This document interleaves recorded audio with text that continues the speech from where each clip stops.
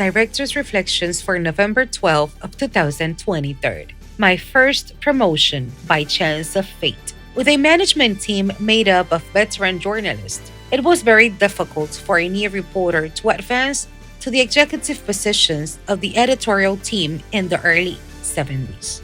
In my case, an unexpected and unfortunate episode catapulted me without expecting it to one of those positions, that of editor of internationals in the command center, in which there were only 5 seats, with just a minimum of 2 years of experience in street reporting. It was the death of Don Pablo Rosa, a veteran editor who moved from the newspaper El Caribe to Listín Diario after its reopening back in 1963. The news of his sudden death, because he was a man who was in good health, was known at noon, and the entire editorial team was saddened. At 3 in the afternoon, the editor-in-chief, Milciades Hubiera, asked the most senior member of the team to be in charge of preparing the international pages. With barely an hour taking care of this task, the veteran got up from his seat and apologized for continuing, even though he was skilled in handling content design and assembly. I then dared to offer to finish the job, and the editor-in-chief, apparently with few immediate options at the time, hesitantly accepted my offer and he tested me. I immediately took the bull by the horns and set to work diligently on that emergency edition. When the director, Rafael Herrera, found me there, he made a face of surprise and I think also of displeasure.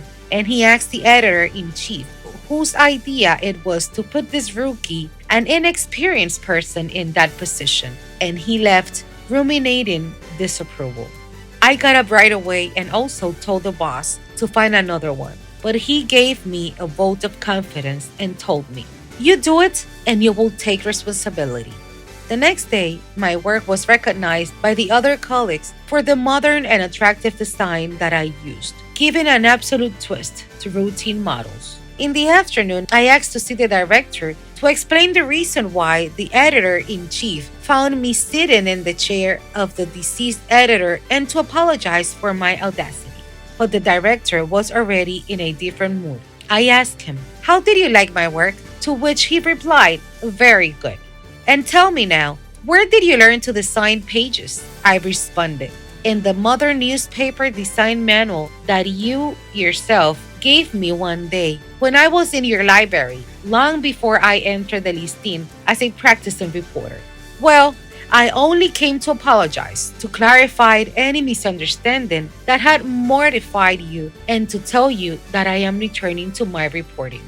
Then the director told me, "Keep doing the internationals until we choose Don Pablo's replacement." I waited 5 years in that wait, until I formally requested to be returned to the hustle and bustle of a street reporting, which was where I liked and wanted to be. For Listín Diario, voiceover and translations by Indira Rodriguez.